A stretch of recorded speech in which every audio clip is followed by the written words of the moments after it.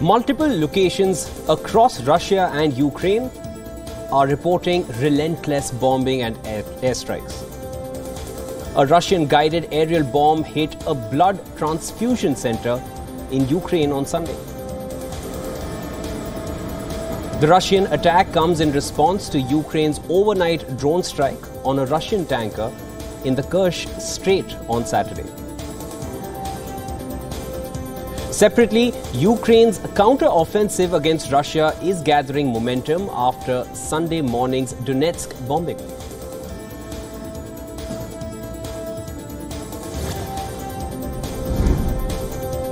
Workers began the installation of the Ukrainian coat of arms on the Motherland monument in Kyiv on Sunday. The Tryzub replaces the Soviet hammer and sickle. It was removed from the monument's shield earlier in the week, and the work is scheduled to be completed in time for Ukraine's Independence Day on the 24th of August.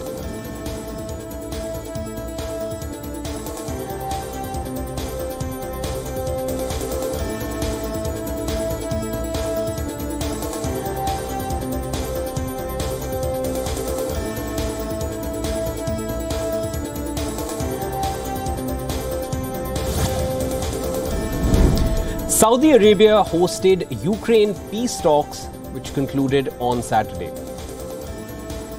The talks included several hours of statements from various delegations and a lengthy closed discussion.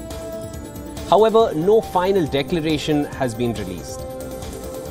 The key points were agreed upon, which included respect for Ukraine's sovereignty and territorial integrity, which should be at the heart of any peace settlement. The organizers also brought together representatives of the 4 members of the influential BRICS bloc barring Russia. The BRICS representation, it includes Brazil, India, China, and South Africa.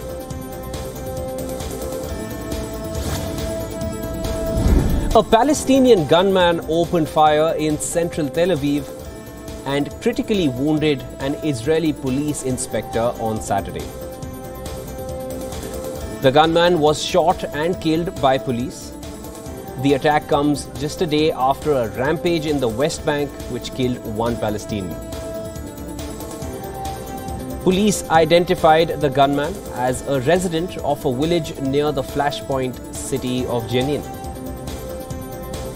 The continuous attacks are deepening the spiral of violence that has gripped the region for the past year and a half.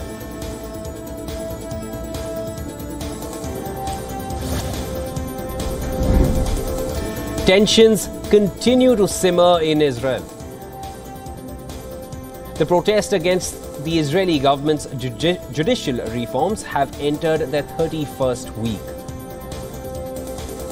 The protests continued over the bill on Saturday, which was to be passed by the Israeli parliament last month amid contention. Now, experts believe that the bill seeks to weaken the country's Supreme Court and transfer more power to the parliament.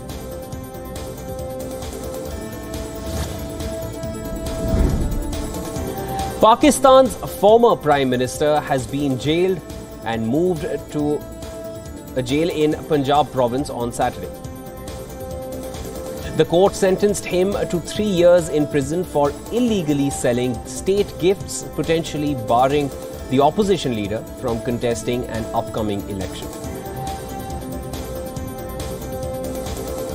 In a recorded message released by his party, Imran Khan urged his supporters to not sit quietly at home.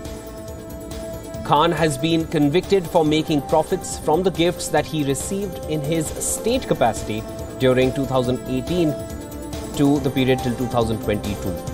Now, these gifts were worth over $635,000.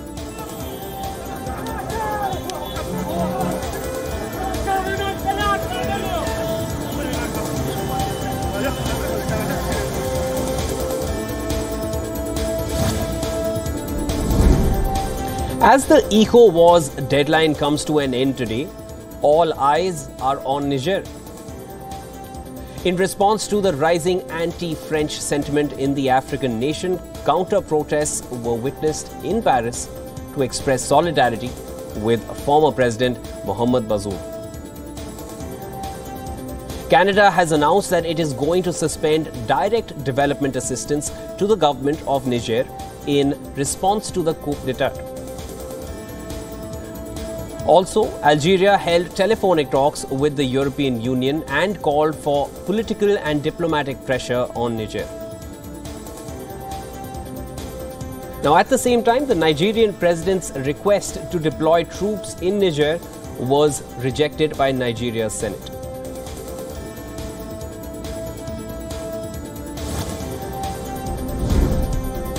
Hiroshima held its 78th Peace Memorial Ceremony on Sunday. The memorial was held to mark the day an atomic bomb was dropped on the city. Officials criticized the growing support for nuclear weapons as deterrents. The criticism comes as fear of another attack amid Russia's war on Ukraine looms over the world.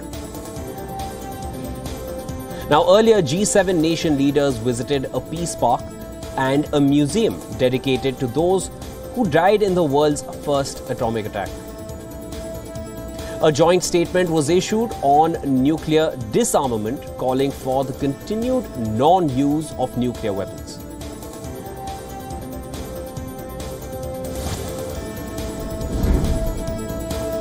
Indian Prime Minister Narendra Modi had a telephonic conversation with Nepal's Prime Minister Pushpa Kamal Dahal on Saturday. The two leaders reviewed various aspects of the India-Nepal bilateral cooperation.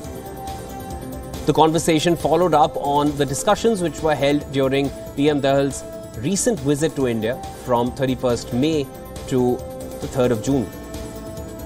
Now, Nepal is a close and friendly neighbor for India and is a key partner in India's neighborhood first policy. This telephonic conversation continues the tradition of high-level exchanges between the two countries.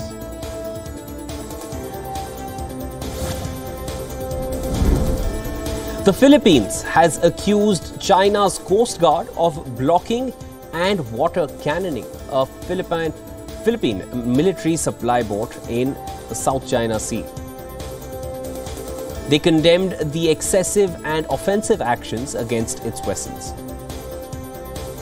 The Armed Forces of Philippines said in a statement that the incident occurred near the second Thomas Shoal, which Manila calls Ayungin Shoal. China has claimed sovereignty over almost the entire South China Sea.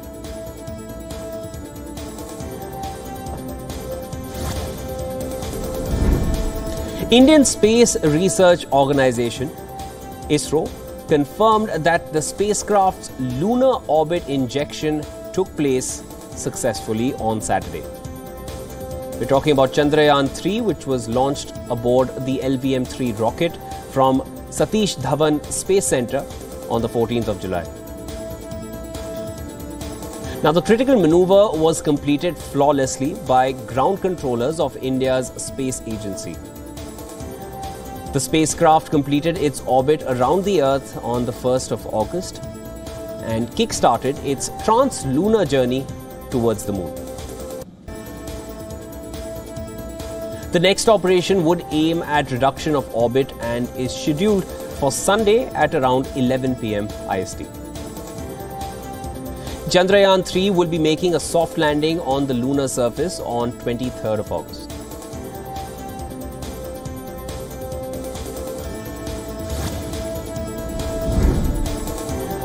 One militant was killed in an encounter in the Pir Panjal Valley of Rajouri in J&K.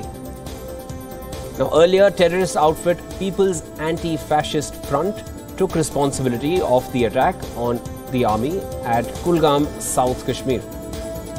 The terrorist outfit said that they have carried out an attack on the army on the eve of Article 370 anniversary and will soon release the video footage of the attack.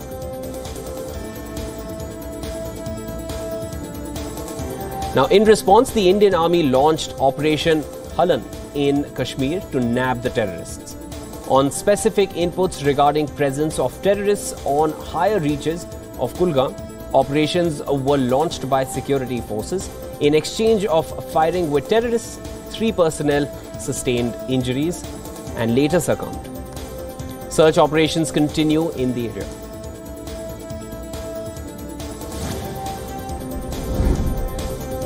North Korean leader Kim Jong-un inspected major defense factories in North Korea on an official visit between Thursday and Saturday.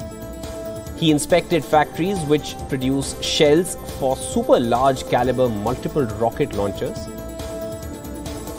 along with transporter erector launchers. Now, these launchers are normally used to fire ballistic missiles. Kim Jong-un gave instructions for increased production capacities at major weapons factories after giving field guidance at the sites. The visit comes amid a push by North Korea to develop various strategic and conventional weapons.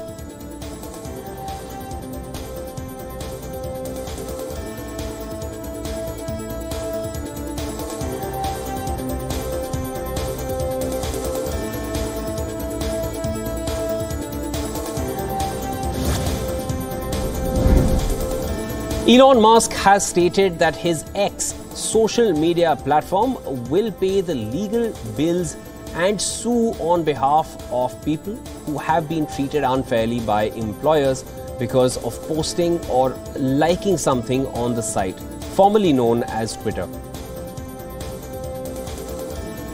Now, he tweeted the news on Saturday. He added that there will be no limits to funding the bills. He later responded to a post saying, talking about nothing changing behavior in the US faster than a threat of legal action. He said, "We won't just sue, it will be extremely loud and we will go after the boards of directors of the companies as well."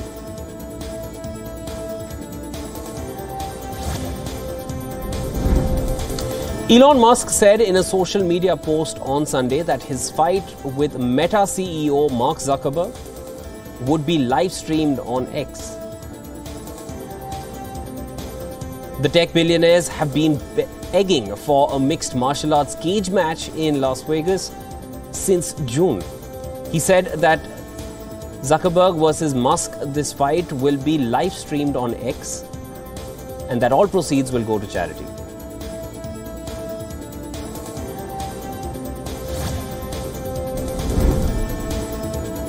Health authorities are on alert in United Kingdom. A new variant of COVID-19, e.g. 0.5.1 or Eris, is spreading at a rapid pace. The specific variant causing the surge was recognized on the 31st of July. This subvariant is responsible for 1 in 7 new COVID cases now. Hospital admission rates among the elderly have also been on the rise. Although overall admissions still remain low, but COVID infections are also rising in other nations like the United States, where about 8,000 patients were admitted to hospitals across the country last week.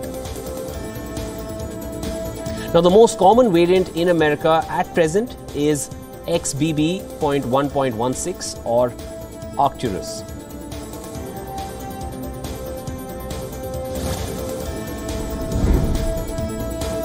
$1.5 million attended a vigil held by Pope Francis as part of the Global Catholic Youth Festival on Saturday.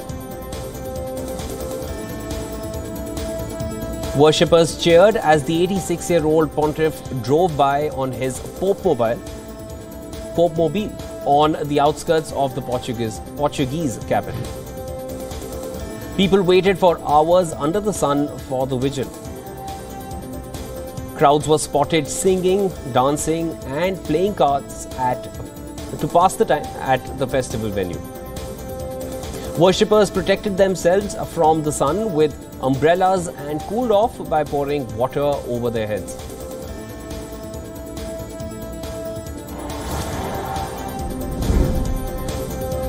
Masqueraders donned brightly coloured costumes and danced their way through Toronto on Saturday.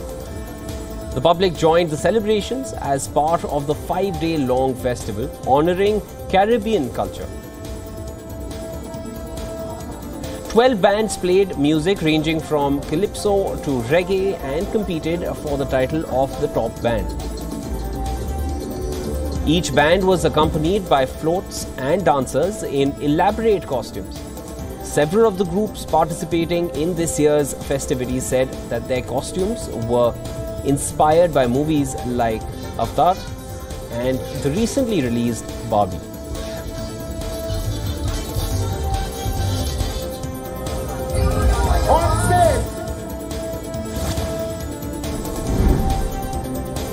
Dutch and South African supporters sang and danced their way to the Sydney Football Stadium on Sunday. The celebrations come ahead of the FIFA Women's World Cup. The Netherlands meet South Africa in Sydney in an early afternoon kickoff. The winner will set up a quarter-final clash against Spain, who eased past Switzerland on Saturday night, 5-1. The Netherlands, on the other hand, topped Group E ahead of the two-time defending champions US side, while South Africa finished as Group G runners-up following a dramatic 3-2 win over Italy.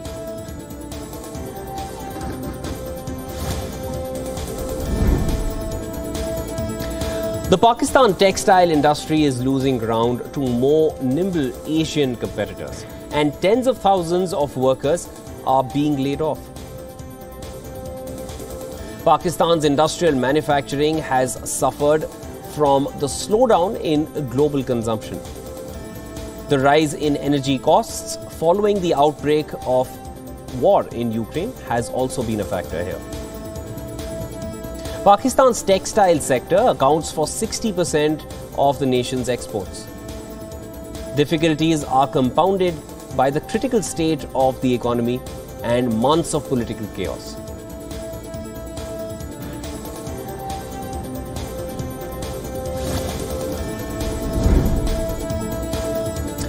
Indigenous communities urge the region's head of state meeting in Belém to step up efforts to preserve the rainforest that is vital for survival and global climate. Members of the indigenous communities said that threats to the rainforest have decreased since President Lula da Silva took office in January. They believe the danger for indigenous people is now the Brazilian Congress. The Brazilian Congress Farm Lobby is pushing legislation to end further recognition of their ancestral lands.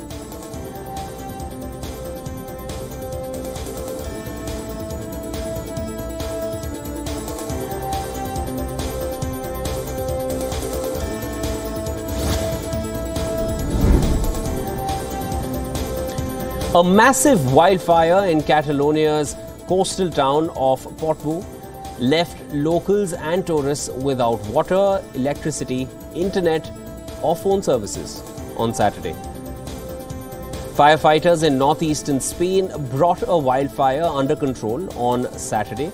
The fire posed a threat to residential areas after burning 573 hectares. Local authorities evacuated 150 people from a nearby campsite, and residents of two towns were asked to remain indoors.